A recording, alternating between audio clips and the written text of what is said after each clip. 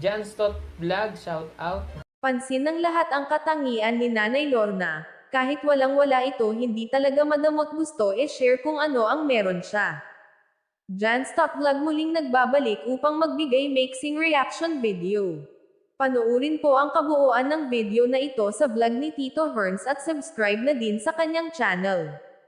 Dumalaw sina Madeline kina Mylene kasama ang kanyang sponsor. Kay Nanay Lorna nagtuon ng pansin ang naturang sponsor noong una ayaw tanggapin ang kwentes na gustong ibigay ni Nanay Lorna, ngunit tinanggap din noong sabihin ng interpreter na nalungkot dahil hindi tinanggap ang kwentes at ipinasuot ni Nanay Lorna sa kanya.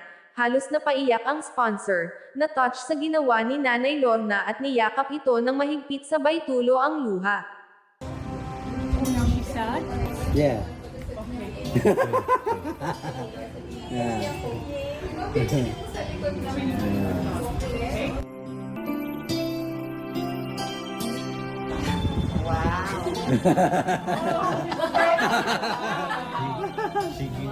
And I said no, because I felt too guilty and she got upset.